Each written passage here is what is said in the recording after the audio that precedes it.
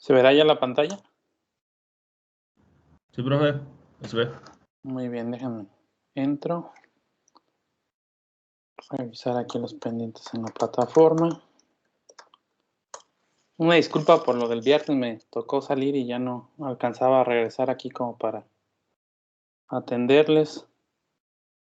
Déjenme.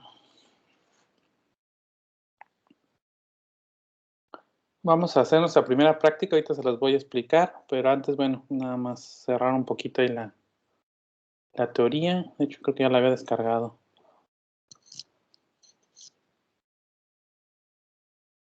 Y un poquito ahí de la parte práctica que ya por tiempos no alcanzamos a picarle.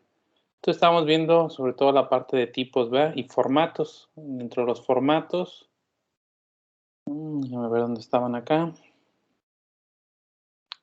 Pues estamos platicando, ¿verdad? Que computacionalmente para el sistema operativo pues todos son archivos y que de alguna forma se siguen utilizando archivos. Vamos a ver las ventajas que tienen las bases de datos en próximos días. Y bueno, de esos pues estuvimos platicando que eran o de texto o binarios, ¿verdad? Bueno, por ahí venía alguna lámina y descubrimos algunos formatos, ¿no? De hecho, platicamos sobre XML, sobre JSON, CSV.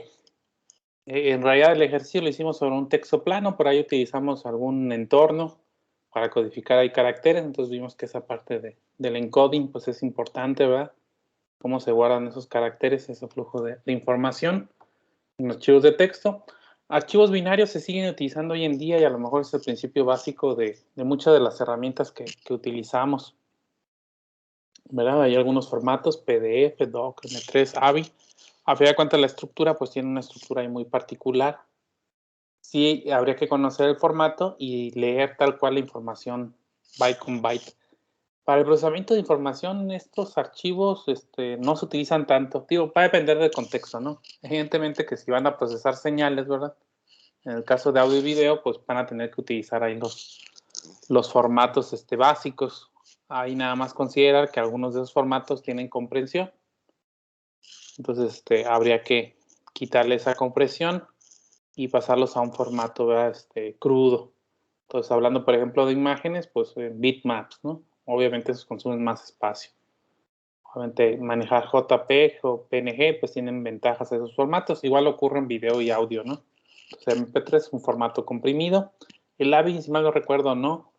Entre el MP4 y algunos otros formatos tienen ahí cierto grado de compresión. Obviamente depende de las aplicaciones. En algunos casos ya había que extraer esos datos en crudo para hacer un análisis. A veces interesa estructurar la información. Entonces, quedamos que esto de doc, pues sí, en sí el archivo tiene una estructura, ¿verdad? El formato doc o docx. De hecho, el docx está basado en XML. Cuando no tienen una herramienta, pues ustedes lo descomprimen. Entonces vienen ahí los metadatos sipiados, todos los adjuntos. Y ya el documento, pues es propiamente un formato en XML. No está tan abierto, ¿verdad? Tan open. De hecho, sí hay un OpenDoc, que es el que utilizan ahí la mayoría de las suites libres, ¿verdad? El mismo Google Docs, manejan ahí documentos en la nube, pudiesen manejarse. Ok, entonces de esos vamos a retomar un poquito. Nos interesa ver la manipulación de ahí de archivos. Lo demás pues son conceptos que iremos retomando y hay cosas pues que todavía en la lámina no alcanzamos a ver, pero quería checar un poquito ese aspecto. A ver, rápidamente. Sobre todo por esos archivos separados en coma. Un archivo separado en coma, voy a abrir aquí la terminal, un editor de texto plano. Le voy a poner datos.csv y ahorita vemos gráficamente cómo se ve. Es un archivo cuyos valores están así literalmente separadas por comas. De hecho, las siglas es comma separate value, o valores separados por coma. En realidad ese formato pudiese tener distintos tipos de caracteres de separador. Lo que se va a ocupar es un carácter separador. Después, si no se utiliza la coma, uno que es muy utilizado es el punto y coma. Algunos utilizan el pipe, ¿verdad? La barrita. Pudiese ser guiones. Ahí el problema, pues, es esos caracteres, pues no los pudiésemos meter, ¿verdad? Dentro de la codificación que hay. Típicamente la primera fila indicaría el nombre de esa columna o campo. Entonces vamos a ver que esos formatos pues se pueden abrir, ¿verdad? Incluso se pueden editar en el mismo Excel. Es algo común ahí manejarlo. Muchos de esos formatos que estamos viendo ahorita, CSV, JSON, XML, se utilizan pues para almacenarlo, la información, pero más que almacenarlo nos va a interesar transmitirlo. Entonces vamos a ver que muchas bases de datos les van a permitir importar y exportar datos, ¿verdad? Utilizando algún formato común como CSV. XML, vamos a ver que tiene ahí sus ventajas y desventajas. Iremos practicando un poquito con estos formatos en el transcurso del curso. Ahorita quiero mostrarles quizá uno de los más simples, pero a la vez quizá más de los más útiles. Suele colocarse esa primera línea como de encabezado. Pudiese no serlo, no es obligado, pero generalmente lo recomendable es que sí le coloquemos. Entonces vamos a ponerle aquí que la columna se llame ID, que luego venga un nombre, que luego venga una edad y que luego venga un salario. Obviamente se van a separar cada registro, cada fila por un enter. Nosotros deberíamos de cuidar ahí la información. Todo lo que no esté entre comas entraría en un campo. Había que considerar o tomar algunos detalles de ciertas cosas. Vamos a suponer que gana 20,000. No le puedo poner aquí la coma porque si no sería un quinto campo. Ahorita jugamos un poquito con ese formato. Quizá los datos en crudo en Excel no los podamos manejar así, más bien tendríamos que ahorita pues con un editor de texto. Pero bueno, si se pudiesen, sobre todo en columnas numéricas, pues poder operar de manera genérica. Le voy a dejar ahí un espacio en blanco, le voy a poner María Fernanda. Vamos a ponerle... Y vamos a poner que ese no tiene ahí campo. Vamos a ponerle Pedro. 37. Te gana 12,000. Vamos a poner a Georgina. Vamos a poner que ella no quiere edad, entonces vendría así el campo, no es el último. Vamos a poner que de su salario sí lo quiere poner público. Y vamos a dejarlo.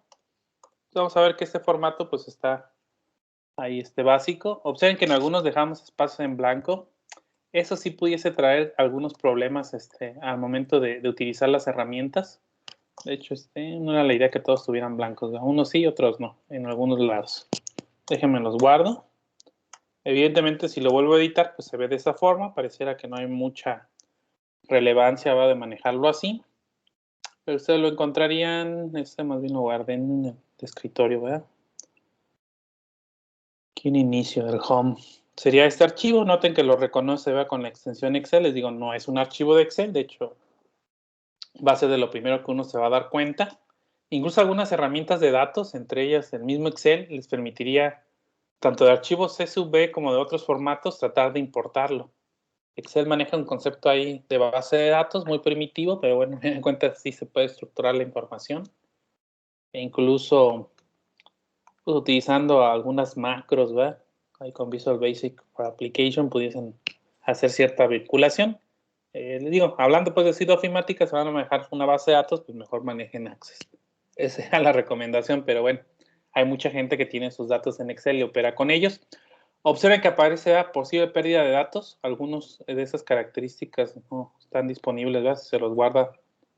Y para guardarlos, pues tendríamos nosotros que manejarlo. Lo voy a convertir.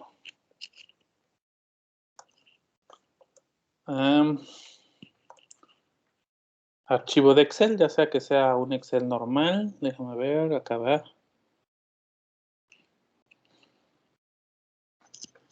Y ahí ya estaría, ¿verdad? Aparentemente como que no hubo mucho problema ahí al convertirlo.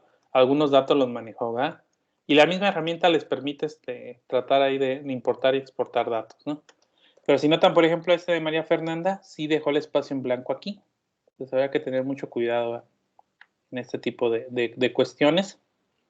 Y ese formato pues es rápidamente importable y exportable a bases de datos, ¿no? Particularmente vamos a empezar a trabajar también con SQLite y vamos a ver que ese proceso pues es relativamente sencillo en ese tipo de herramientas. En el caso particular, vuelvo a abrir este archivo que tenía. En cuestión de tamaños, pues le ha de haber agregado ahí estructura. Y recuerden que ese es un archivo binario en el caso de Excel. Aunque les decía, sí tiene algunos conceptos de XML y de tener ahí un zip para los archivos adjuntos. Si yo quisiera aquí operar, vamos a suponer que queremos sacar una sumatoria o promedio, pues lo calcula, ¿verdad? De ahí de los datos. Excel pues reconoce que esos espacios son en blanco. Pero ese sería de los problemas que habíamos comentado en cuestión de calidad de los datos. Por alguna extraña razón no hay esos campos, ¿verdad? Obviamente, en cuestión de base de datos, pues esto tendría que estar marcado como nulo, ¿va? Para que permitiera ahí que se dejara en blanco. Y obviamente si está en un sistema de captura, pues evidentemente la validación debería de permitir que no se incluyera este campo, ¿va? Si es obligatorio, pues evidentemente todos esos controles, esos filtros deberían de ahí de ayudarlo. Pero al guardarlo, típicamente no se guarda. Vamos a verlo, dijo que sí se guardó. A ver cómo lo agregó. No sé si lo dejó. Pero noten, el dato lo guardó como constante, ¿va? No lo guardó como una sumatoria de celdas. A ver, nada más para verlo. Entonces eso me debió haber generado entonces un siguiente registro, ¿va? Una fila 5, creo que era la que seguía. ¿Notaron? Sin valores. Ahí en Excel. Sí dejó el valor de la sumatoria, pero no lo dejó como fórmula. Entonces nada más para no confundirlo. Generalmente pensamos que son archivos de Excel porque los lee, pero en realidad son un formato muy particular, abierto, ¿va? Para estructurar datos de manera muy simple.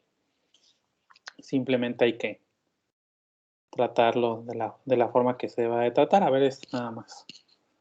Entonces, si le hago la sumatoria. Entonces, por eso era la leyenda, ¿verdad? Aquí sí se guarda como un objeto, ¿verdad? Que es la sumatoria de esas celdas. Lo voy a guardar.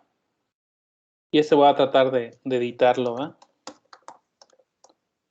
XLSX.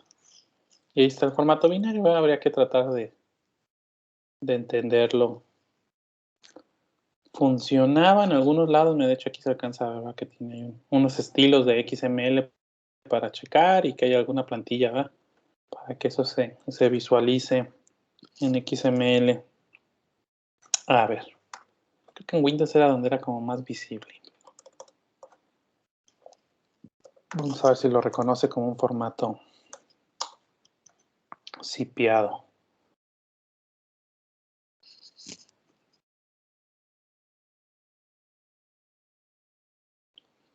No, aquí no se vería. Déjame ver ahí. Creo que era en Windows donde no podíamos checar. Pero bueno, ese formato tiene esas características. Se asocia así, como una especie de archivo comprimido, pero no es propiamente ahí el formato zip. Ok. ¿Preguntas hasta aquí, chicos? No, profe. Muy bien. Les coloqué aquí unas ligas, particularmente estas últimas de archivos binarios. Eso lo vamos a ver un poquito después. Para manipular archivos y para manipular fechas. Ahorita les voy a poner un pequeño ejemplo de archivos, pero bueno, pudiesen leer las referencias que ahí vienen marcadas. En el caso de fechas, porque nos va a interesar tener ahí una marca o estampa de tiempo, ¿no? Un timestamp que le llaman, para la simulación de la práctica 1, pero déjenme, les voy introduciendo pues ahí un poquito ahí al tema, ¿verdad? Y puse un ejemplo que ahorita lo comentamos rápidamente. Voy a meterme aquí a mis hojas de Google Colab, por la simplicidad que dan, y le vamos picando un poquito ahí a la plataforma que ya no nos dio tiempo la clase pasada. Construir un nuevo archivo, igual se los voy a compartir para que después lo puedan editar si quieren o basarse en ellos. Sí tiene algunas peculiaridades aquí la herramienta, particularmente referente aquí a archivos. Esos archivos son temporales. Vean este espacio del colaboratorio de Google como una especie de máquina virtual muy específica para la parte, obviamente, de procesamiento en Python. ¿En qué sentido? Bueno, pues los archivos así en físico pues se van a ir almacenando en su drive, ¿verdad? De Google. Obviamente esos archivos no son tan pesados. Pero si van a empezar a vincular archivos propios, sí hay que hacer ahí una especie de proceso de subirlos. No es complicado en la herramienta. Pero como esas máquinas son virtuales y son como temporales, llegan a desaparecer los archivos. Entonces hay que volverlos a cargar. Cuando hacemos procesamiento de datos, pueden cargarlo, por ejemplo, en su Google Drive y vincularlos. Por ahí vienen unos ejemplos, les llaman snippets, a los pequeños porciones de código. Y pudiesen hacerlo así o tener toda una herramienta pues para jalar el archivo y manejarlo. Entonces es la parte que yo veo como desventaja. Fuera de eso, pues pudiesen subirlo, no sé, a internet. Yo lo subo mucho ya al sitio que tengo en el TEC, algunos repositorios, y de ahí los jalo. Con las herramientas, particularmente esta de Pandas, sí permite leer un CSV desde una dirección de internet. Entonces jala uno rápidamente ahí el repositorio y pues funciona. Pero bueno, les digo, había aquí algunos detalles. Les decía, por default hay dos tipos de celda, código y de texto. Algo similar se hace con la suite esta de Anaconda, y particularmente el software que hace esto es el Jupyter Notebooks, del proyecto Python. Igual si se lo quieren ir instalando, sería ese el proyecto. Incluso creo que ya están también sacando notas en línea. Incluso creo que esta le soporta más lenguajes. Si tienen instalado R, ahorita se está utilizando mucho un lenguaje que se llama Julia y otro que se llama Scala. De repente esa misma interfaz les sirve. Porque si algo que tienen las notas es que, al menos esas de Google Colab, pues por default es todo Python. Creo que ya también había algo para empezar a cambiar otros lenguajes ahí a manejarse. Les digo, vamos paso por paso. En las de código nosotros metemos código así como hicimos con la consola de Python, ¿no? En modo texto. Entonces nosotros definíamos una constante así como A igual a 3, B igual a 2, C es igual a más B, puede ir junto y pegado. Este código se puede ir ejecutando línea por línea, ¿verdad? La idea es manejarlo. Una vez que termina de procesar, pues aquí nos lo indica. Observen, vean que tenemos ahí una memoria RAM y un disco asignado. Entonces ahí está nuestro perfil. ¿Verdad? Utiliza Python 3. Pudiesen utilizar algunas cosas como algunos núcleos de GPU. Entonces esa parte de procesamiento está bien si no tiene una máquina potente. El detalle es que para procesamiento muy grande no hay garantía de que vaya a terminar. Entonces se vuelve un poquito complicado. De hecho, creo que aquí se alcanzaba a ver. Dice que estamos utilizando 0.75 gigas de 12.69 que nos dan. Entonces 12 gigas, lo veo bien. Quizá creo que tiene más que mi máquina. Y de discos estábamos utilizando 36.9 gigabytes de 107.2 gigabytes. Pero entendería yo que todo este espacio es por el drive y todas las cosas pues que tenemos, el correo y todo eso, ¿verdad? Eso que es así infinito, ¿verdad? O que va creciendo, pues no es tanto. Pero bueno, para un usuario común y corriente no había tanto problema. Entonces estas líneas se van ejecutando tal cual como un programa. ¿Cuántas líneas pueden meter aquí? Pues las que quieran, ¿verdad? Prácticamente no hay ese detalle. Lo que sí es que al igual que cualquier programa, pues va en un orden secuencial, ¿verdad? Entonces, estas que ejecuté dependen de estas. Le voy a dar aquí la definición. Si ustedes nada más dan el puro nombre de la variable, pues hace un print, ¿verdad? Si yo coloco una letra como esta B, pues ahí está un 2. Se queda con el último valor, ¿verdad? Entonces, si quisiera garantizar que se imprimieran esos valores, yo les recomendaría que les pusieran print. A menos que dejaran así única celda para impresión, lo pudiesen manejar. Esta de dejarla aquí, sí les pudiese causar al momento de convertirlo, porque sí pueden convertir esos archivos a programas de Python.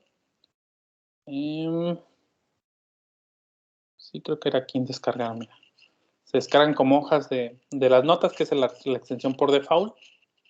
Igual ahorita les muestro cómo lo guarda, que básicamente es un JSON en este formato. Y pues es el tradicional. Nada más que sí, cosas como esta, deja aquí y puede hacer que les diera error al compilar, al interpretar, a ejecutar Python. Es un programa convencional. Si lo dejan así, abre estas dos cuestiones, ¿verdad? Y ahora sí ya las imprime las dos. Incluso lo ideal aquí de las notas, pues es jugar un poquito con los valores. Obviamente, si yo lo corro, noten que sigue marcando los valores, porque esto de aquí no lo he ejecutado, ¿verdad? Entonces tengo que ejecutarlo. Incluso me ha que tardar pues un tiempo en lo que se interpreta. Aquí estarían algunas teclas rápidas, ¿verdad? Ejecutar todas, ejecutar anteriores, ejecutar celda seleccionada. Típicamente la que estamos ahí, ¿verdad? O alguna selección ahí o las que siguen, ¿verdad? A partir de aquí ocurriría. O pudiésemos restablecerlo, ¿verdad? Ahí se va que va a perder ahí archivos y variables locales. Digo, ahorita no tenemos archivos. Ahorita lo vamos a ver. Y evidentemente que si yo quiero hacer esto sin tener esto en memoria, pues nos debe dar ahí un error, ¿verdad? Vamos a ver qué hace. Dice C no es definido, ¿verdad? Si bien es cierto que creamos que es débilmente tipeado porque no declaro valores, pues sí tiene que existir esa variable, ¿no? Sobre todo porque estoy haciendo uso de ella. Aquí al asignarla, pues no hay problema. Entonces, bueno, cositas pues así como muy básicas. El otro tipo de celda es esta de texto. Entonces, generalmente estos códigos pues son códigos como comentados, les llaman notas en ese sentido, sobre todo en ciencia de datos se utilizan mucho pues, para entender los códigos, ¿va? Entender los modelos, irlos fraccionando, irlos ejecutando, e inclusive que uno pueda, ¿verdad? Modificar algunos parámetros o hacer alguna bifurcación al código. De hecho, se puede compartir, que es lo que les daría más adelante, y ya otros lo pueden crear copias, ¿verdad? O modificar, aunque por default, bueno, es visualizar. ¿Qué ocurre con estas de texto? Se maneja ahí un formato, particularmente a mí se me hace muy amigable el de Google Colab. Jupyter Notebook está como medio críptico algunas cosas, pero bueno, al final de cuentas funcionan mucho con ese tipo de interacción. El lenguaje que se utiliza aquí, creo que ya reconoce también sintaxis, al menos está de Colab, habría que ver si el Jupyter Notebook, algunas etiquetas de HTML. Pero bueno, por default utiliza un lenguaje que se llama Markdown. Ese lenguaje Markdown pues sí tiene algunas convenciones, realmente sencillo de utilizar, realmente para representar texto, quizás sea hasta más fácil que el mismo HTML. Entonces voy a poner aquí un hashtag.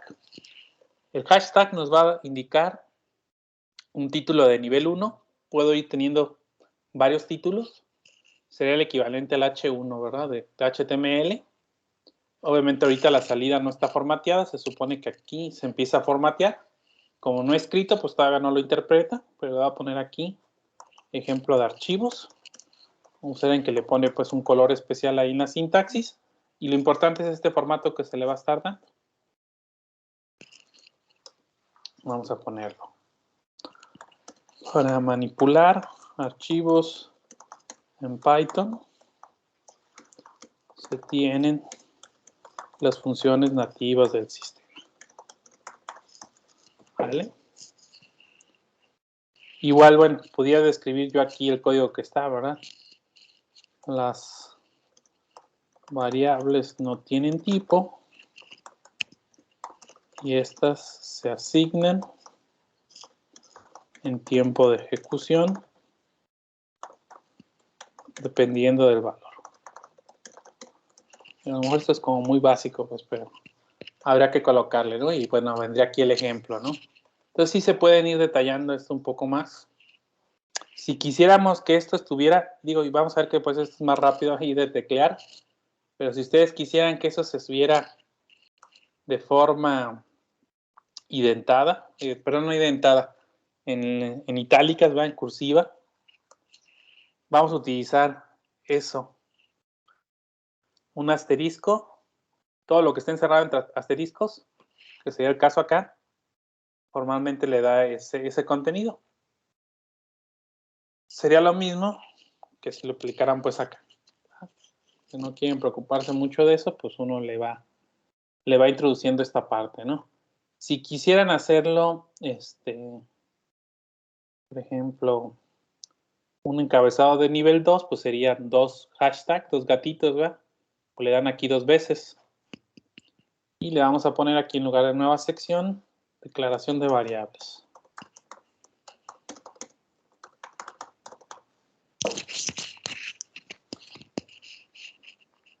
quieren remarcar esto como negritas, serían 2 asteriscos. Todo lo que cerremos entre 2 asteriscos automáticamente se coloca en negritas. Este lenguaje Markdown se utiliza mucho en sus notas de GitHub. Entonces, si ustedes leen el README, que generalmente tiene extensión MD, por esto de Markdown, pues lo encontrarían. Sí pueden construir cosas más avanzadas como tablas, ahí con algunos caracteres se forman. Habría ahorita que checarle. Y habrá herramientas, creo que ya les convierten ahí el texto en este tipo de formatos. Este formato se dio con ese sentido, ¿verdad? Que en un simple manejador de texto plano pudiésemos irle introduciendo caracteres de control que me permitan darle pues cierto formato, cierta representación. Este pues sirve para darle código, el formato ahí sangrado. Pueden colocar ligas, incluir imágenes, ¿va? Viñetas, etcétera. Que cuando lo colocan como números por default ahí lo ponen, ¿no? Las viñetas no recuerdo si con un asterisco solo los pone. Reglas horizontales, ¿va? Quisiéramos separar esto, sería el equivalente a un HR, entonces 3 rayitas. Les genera ahí la raya horizontal. ¿Y si es la tabla? Bueno, si no quieren ver, vean la vista previa. Ok. Sí se pueden crear tablas, pero creo que no las tiene aquí por default la herramienta. Ahorita les muestro un ejemplo. Entonces, bueno, con eso vamos nosotros autodocumentando. Lo ideal es que esto pues quede como muy visible, ¿verdad? A lo mejor para el texto que estamos manejando, pues lo más descriptivo sería esta cuestión. Le puedo ir agregando, ¿verdad? Otra celda ahí de texto. La subo o la bajo. Creo que en Jupyter se arrastran. Pero bueno, aquí le podemos poner nosotros, ¿verdad? Más bien sería abajo. Aquí estaba bien. Para imprimir valores se utiliza la función print. En las versiones 2 de Python, que todavía hay mucho código así, dejar print C sí funciona, ¿vale? Entonces ustedes le indican así, esto sería válido. Hoy en día prácticamente eso está obsoleto. Va a haber también algunas bibliotecas y cosas que estén depreciadas, pero de lo que es básico, porque luego uno encuentra códigos y no corren. Si ven que tiene print, va a tener que venir aquí el nombre de la variable ahí a imprimirle, ¿no? Entonces nada más para manejarlo. O simplemente se coloca una variable. Ahí entonces puede imprimir cualquier cosa. ¿Vale? Obviamente podemos darle que ejecute todas. Ya ejecutó una, ejecutó otra. Para esos valores ahí lo tenemos. Vamos a agregar otra celda de texto para ir comentando ahí las situaciones particulares. Incluso le vamos a poner, se pueden ejecutar comandos del sistema operativo con el operador signo. Este creo que es exclusivo para este tipo de hojas. Creo que Jupyter Notebook no las tiene. Habría que checarle, ya tiene rato que no lo manejo. ¿Pero qué implicaría? Bueno, en el código estamos diciendo que yo puedo ejecutar comandos. Si yo le doy este comando pwd, pues me debe de mostrar el directorio actual de trabajo, ¿verdad? Entonces yo estoy en diagonal content. Puedo preguntar qué usuario soy. Soy usuario root. ¿Por qué? Pues se van a instalar mucho software. Entonces en esta pequeña máquina virtual que tengo, pues puedo hacer varias cosas. Si yo quisiera mostrar el contenido del directorio, pues le puedo dar ls-l, ¿va? Y ahí me estará indicando que dentro de la carpeta que estoy, tiene una carpeta que se llama sample data. Igual, digo, todo lo estoy ejecutando aquí, ¿va? Sobre la misma celda. Pero si me cambio a esa carpeta, supondría que ya estoy ahí, sample data. Checo el directorio actual de trabajo, ya estoy en content. Vamos a darle ls-l si es que sí nos cambió. No, como que ahí se queda, ¿verdad? Pero bueno, habrá que checarle. Sí hay cosas ahí que pudiesen manejar. ¿Por qué? Porque sí pudiesen optimizar algunos rutines. Creo que el PIN sí lo tiene. Vamos a pinguear al TEC, ¿verdad? Bueno, ya no es www.morelia.tecnm.mx. Pues sí pudieran ser programas que registraran. También, sí, no está tan libre ahí de utilizar, ¿verdad? Como para evitar ataques. Ok. El comando uname-a les da la descripción de la arquitectura del sistema. Esto está corriendo un Linux, ¿verdad? Ese sería como el nombre de la máquina. Esta pues se va a generar, cada entorno de ejecución va a tener uno diferente, ¿verdad? La versión que está corriendo, ¿verdad? El tipo de arquitectura de procesamiento y el tipo de micro, ¿verdad? Entonces un Intel basado en x86-64. Entonces pudiésemos ahí ejecutar comandos con ese operador. Entonces algunas rutinas, algunas cosas se pudiesen manipular, ¿verdad? Habría que checar qué está disponible y qué no. Hablando de archivos, ahora sí, voy a poner un poco más. Vamos a ponerle aquí. Archivos. Los archivos se abren con la función open. Esta función open pues es muy parecida, si han trabajado con C, a fopen o a open como llamada de sistema, pero bueno, generalmente la que utilizamos de alto nivel es fopen. Esa nos va a permitir abrir un archivo indicando su nombre y sus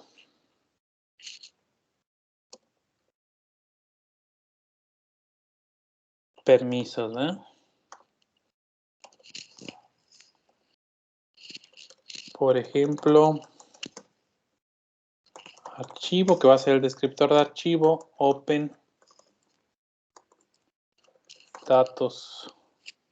Voy a poner otro archivo, archivo.txt. Lo voy a abrir para escritura. Abre el archivo. Archivo.txt para escritura.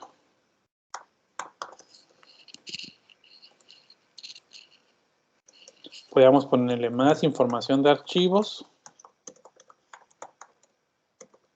en esta liga, ¿verdad? Lo que pondría yo como liga. La instrucción para poner enlaces es esa. Entonces el hipertexto, lo que se va a marcar viene entre corchetes, que sería aquí liga. Y aquí vendría la página para ponerle. Voy a ponerle así rápidamente la de Google. Pero lo ideal sería que estuviera ahí la liga, entonces veríamos ese contenido para consultarlo, ¿verdad? Esa sería una forma ahí de estructurarlo. Vamos a colocarle acá. Bueno, antes de colocar el código para ver el funcionamiento, nosotros tenemos una lista aquí de entorno, a lo mejor la tienen sin descomprimir. Bueno, uno es el índice, ¿verdad? Esta casi no la he utilizado. Yo la que utilizo es esta para ver ahí algún tipo de código, ya de los simples que vienen, ¿verdad? Vienen formas ahí para hacer copiado rápido de algunas instrucciones, ¿verdad? Ahí habría que checar que pudiésemos manejar. Y sobre todo esta es la que es útil. Esta es la de la carpeta. Entonces aquí estoy sobre mi directorio que puedo ahí editar. Y noten que incluso ya tiene algunos archivos ahí de ejemplo. Esos archivos, bueno, un readme, que vamos que estaba en Markdown. Aquí me lo visualizan bonito, ¿verdad? Pero si lo descargo, pues contendría aquí el hashtag, los puntos, ¿verdad? Los enlaces ahí marcados. Entonces ese formato se utiliza mucho últimamente para representar datos, aunque no es un formato nuevo. Si es un JSON, pues ahí está. ¿eh? Está representando información en un formato. Y vamos a ir describiendo esto. Un CSV, ¿verdad? Entonces el CSV sí trata de representarlo más o menos en las columnas que teníamos. Puedo cargar archivos y subir de nivel. Vamos a subir el de datos CSV que habíamos generado. No es que ese estaba en mi carpeta, ¿verdad? De usuario aquí. Datos CSV. Señota no se guardó en sample data, está donde está corriendo el programa, pero igual si lo selecciono, pues se ve en forma tabular, ¿verdad? Se quedó con la columna esta que no tenía ID de resultado. El programa les decía, estos datos aquí en el entorno, si yo reseteo el entorno, o si se me acaba el tiempo, el timeout, que no es visible aquí en esta parte, así como les puede durar varias horas, quizá dependiendo ahí de la carga que tengan los servidores, pues puede durar poquito y abortar. Este archivo se va a perder. Por eso lo que les decía, quizá sea el único detalle, pues hay que, yo no les recomendaría mucho eso, vamos a hacerlo. Vamos a darle el entorno.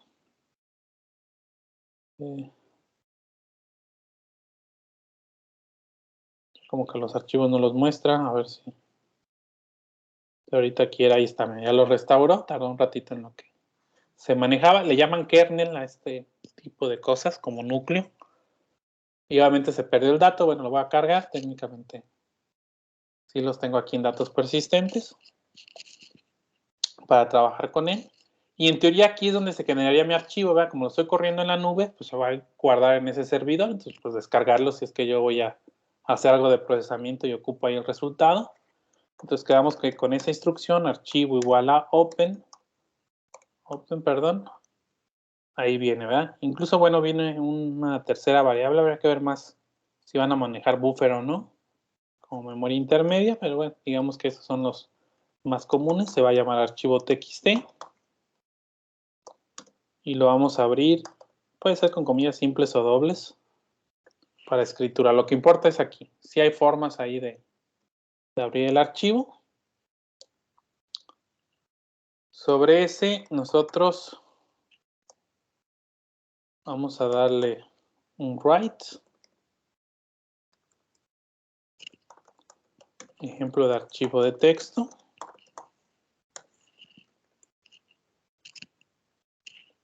Y lo vamos a ejecutar.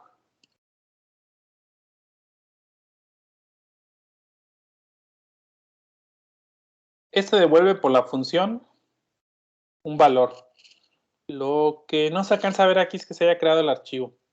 Este 30 que está aquí es el flujo de bytes. Entonces, como estamos escribiendo, eso deben ser 30 caracteres. Vamos a creerle que si son 30 caracteres, también habría que ver el sistema de codificación. Si hacen un read, ¿verdad? Que sería el equivalente para leer, pues les debe devolver la cantidad de datos que tiene.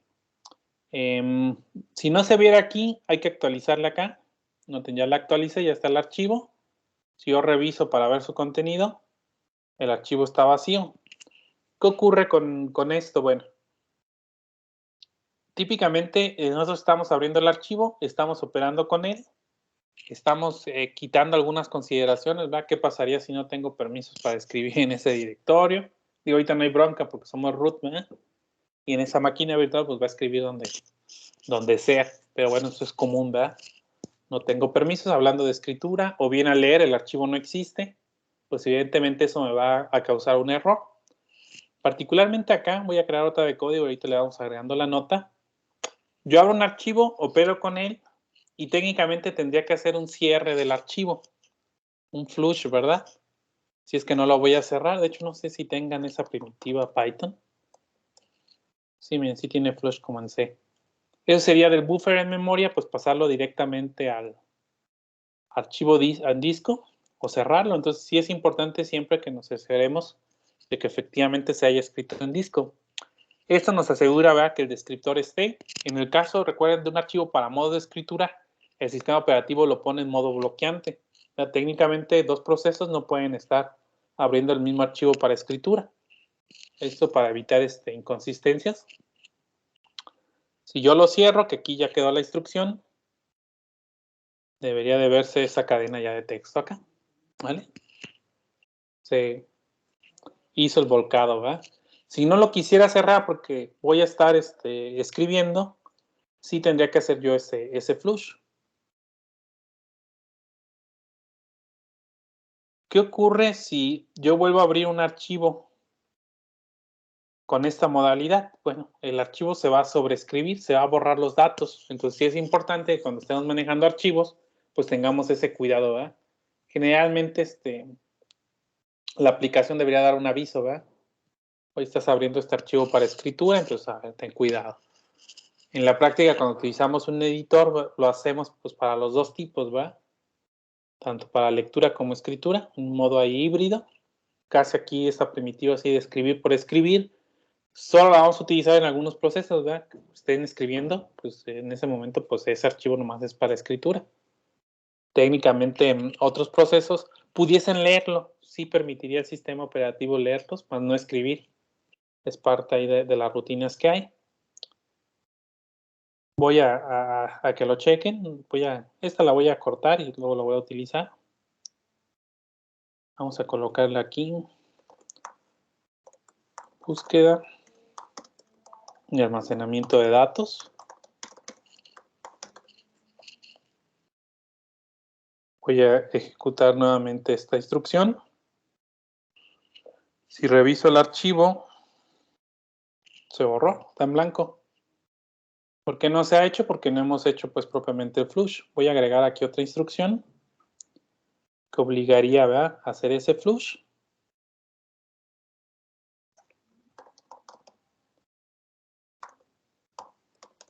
Entonces todo lo que tenga ahí en buffer pues lo estaría ahí manejando. Y esta lo voy a hacer un write, ¿verdad? Los borra, pues no los deja ahí. Archivo.write.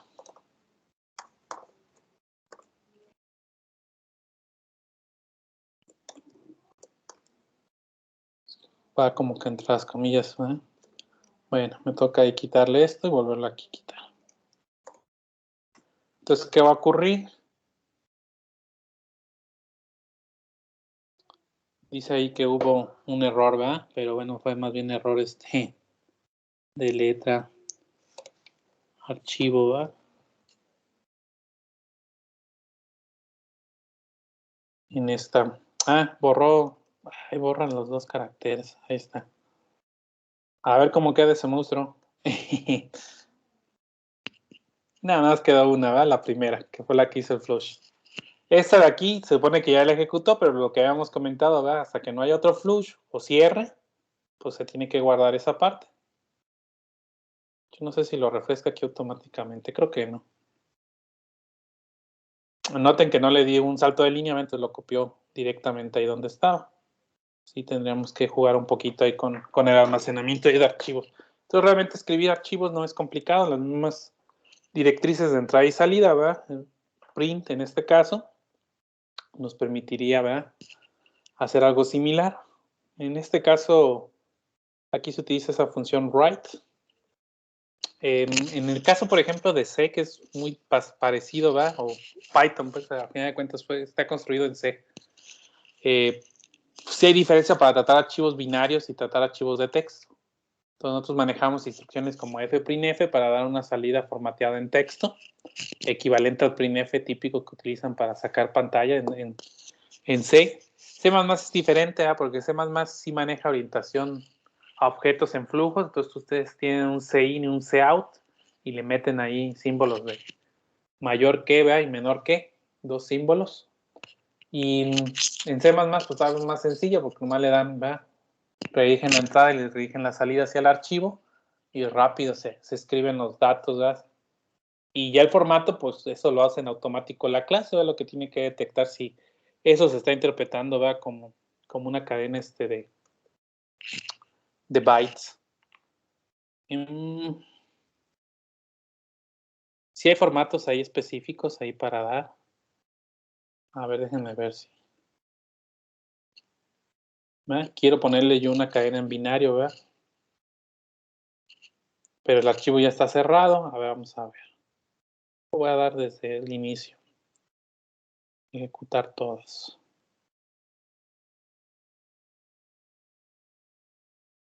Y aquí nos marcó, ¿verdad? Quiere escribir write, pero este debe ser un string, no bytes. Entonces, si la función espera, ¿verdad?, que le pase yo un conjunto de caracteres. Entonces, sí varía un poquito ahí las instrucciones también para hacerlo. En C se utiliza fwrite y fread para leer datos binarios, ¿no? Aquí pues lo maneja pues para datos en modo texto. Y que ejecute esta última línea para que no haya ahí problema. Nuestro archivo va a quedar igual, no lo hemos modificado. ¿Cómo abrimos un archivo? Bueno, vamos a colocarle aquí con los permisos R. Si colocan R más, sería equivalente también para abrirlo para lectura y escritura. Vamos a colocar aquí el código. Entonces le voy a poner ahora datos. Datos es igual a open.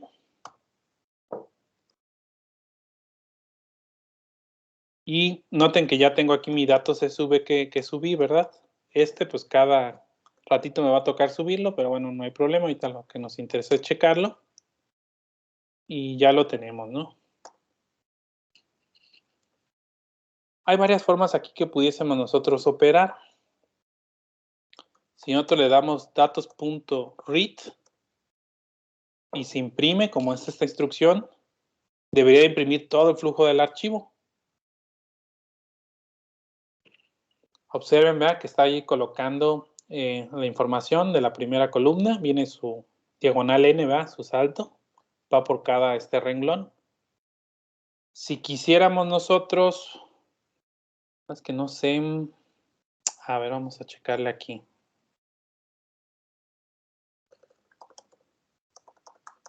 Es que técnicamente ya agotó todas las líneas, ¿no? Si le doy por leer línea, noten que ya la siguiente línea está vacía. Me devuelve nulo. Tendría que cerrar o volver a abrir el archivo. A ver, déjenme. Lo voy a ejecutar acá. Creo que no debería haber problema. Esta instrucción tendría que ir línea por línea. ¿Vale? Obviamente, si yo le empiezo a ejecutar, ahorita el puntero ahí se queda en esa, ¿va? Tendría que meterla en un ciclo para que fuera línea por línea por línea por línea.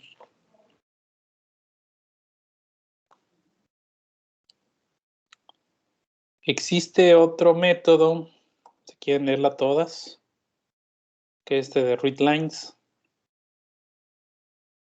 Readlines les lee todas las líneas de un documento. Digo, habría que ver ya con documentos grandes.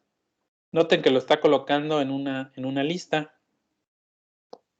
Inclusive, creo que no es necesario que ustedes hagan esto de readline. Bueno, aquí lo tienen ya como lista para ir iterando. Ustedes pueden, déjenme copiar pues el mismo código, ¿verdad? Va a cambiar ahí la instrucción. Noten que ahí estoy abriendo el mismo archivo y como es de lectura no hay tanto problema. Técnicamente se supone que se cierran, pero sí lo recomendable es si abren, cierren ese flujo. Porque aquí estamos expensos de que el sistema lo haga, va, truene o algo por el estilo.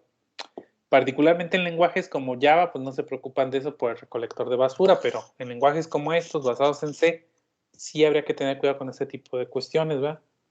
Aunque técnicamente se cierra, quién sabe cuándo se cierre. Entonces lo mejor es que ustedes explícitamente lo cierren. Lo que podemos hacer es un ciclo iterativo por D, que sería mi variable iterador.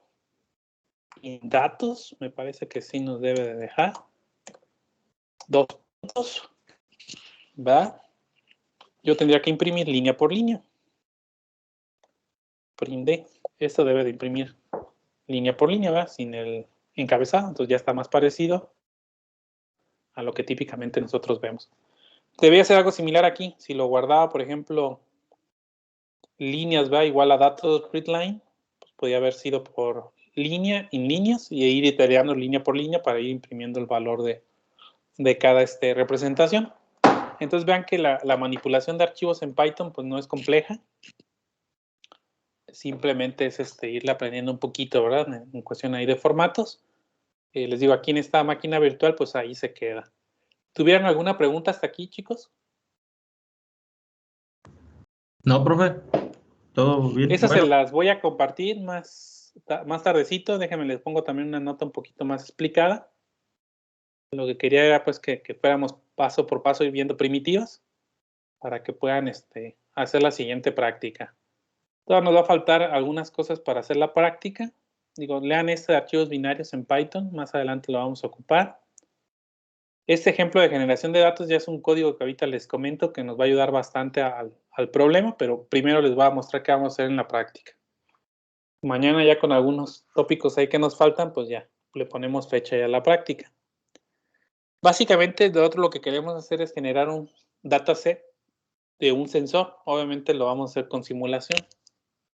Entonces estaríamos manejando que tenemos un sensor de temperaturas y nos interesa que en un periodo de tiempo T, ¿verdad? Puede ser de un mes o una fecha, ¿verdad?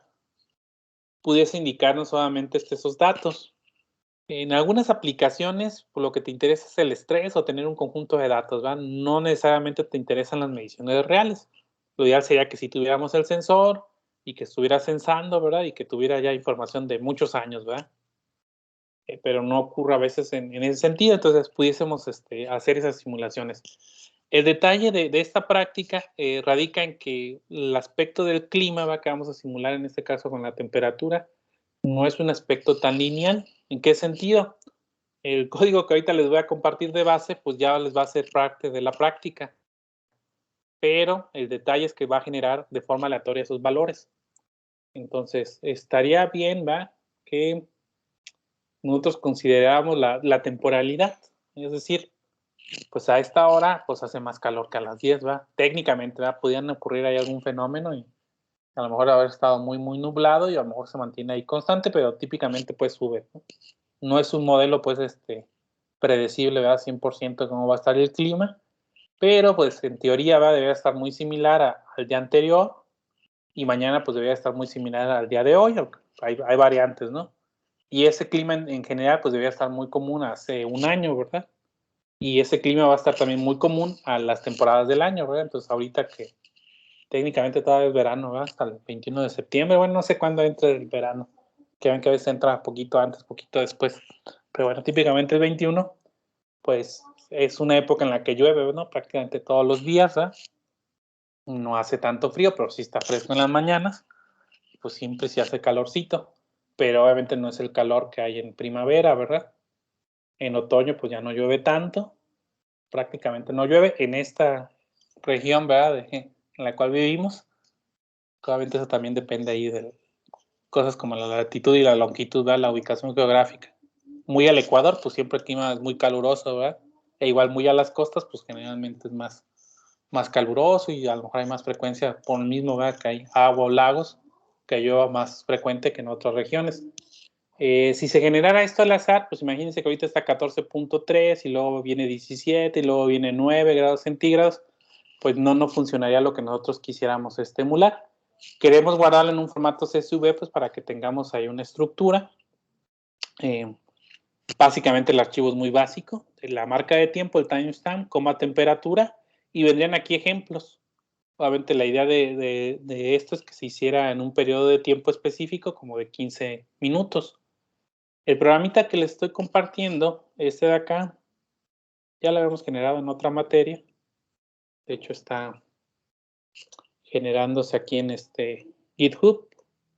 Vamos a descargarlo. Aquí vea como raw.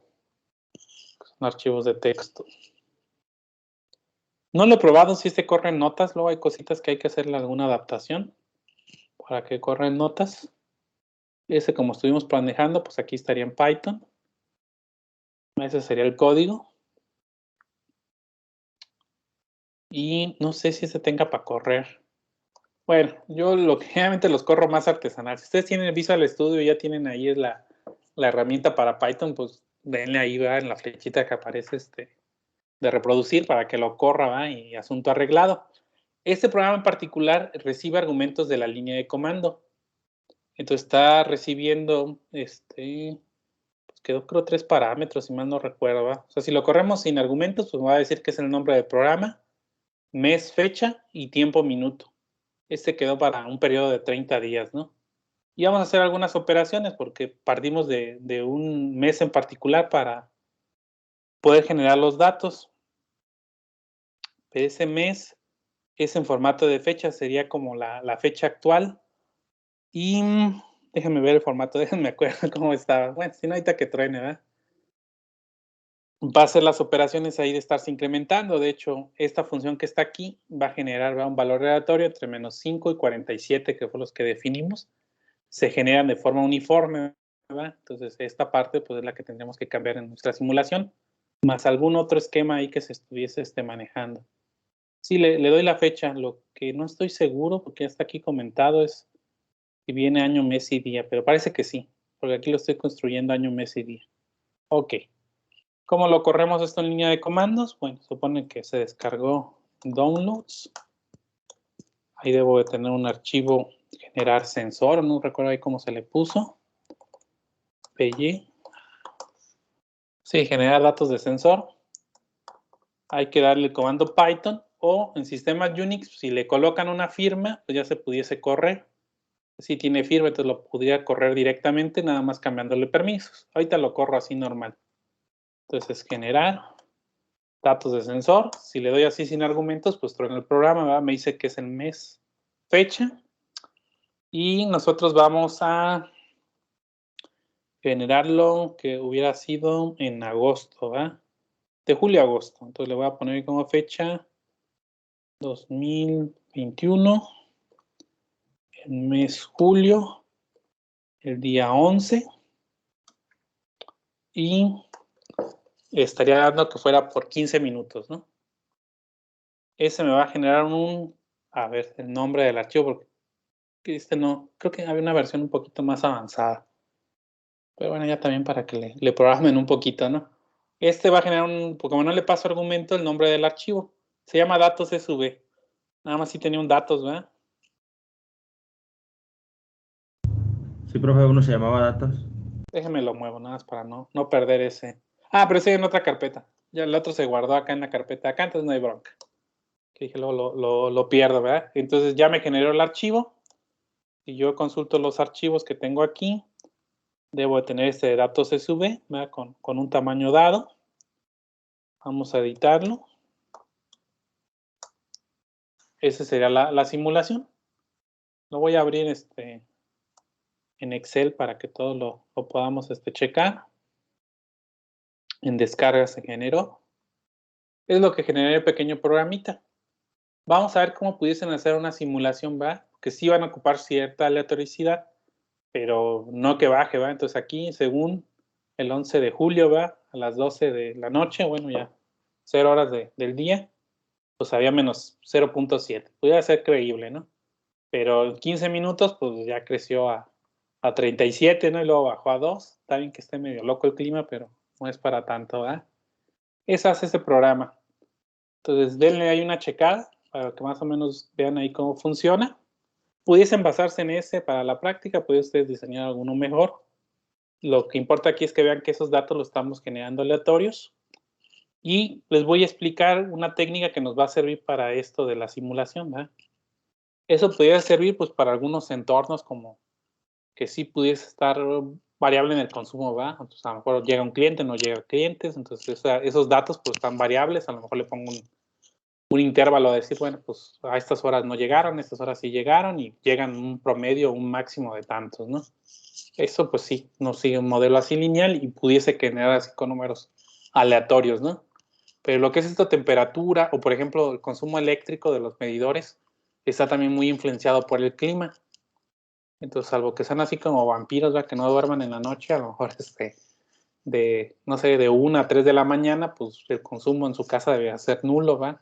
Estaríamos asumiendo que debían de estar dormidos. Digo, a lo mejor sí trabajan, ¿no? O a lo mejor sí hay gente, ¿verdad? Pero bueno, típicamente es un horario que no hay mucho consumo eléctrico. Pero, por ejemplo, en horas pico, ¿verdad? Que a lo mejor son de 6 a 8 de la mañana, que todo el mundo se levanta, pues se prenden ahí muchos aparatos eléctricos. A lo mejor después está más vacío, ¿verdad? O está haciendo mucho calor en esta época del año, pues hay que prender el aire acondicionado. Hay fenómenos de ese tipo. Vayan le dan una revisada y mañana platicamos de eso. No sé si tuvieran alguna pregunta o comentario, chicos. No, profe, por el momento no. Ok, pues nos estamos viendo mañana, chicos. Va, que va. Gracias. Vale, Ándele, profe, nos cuídense mucho. vemos. Nos vemos.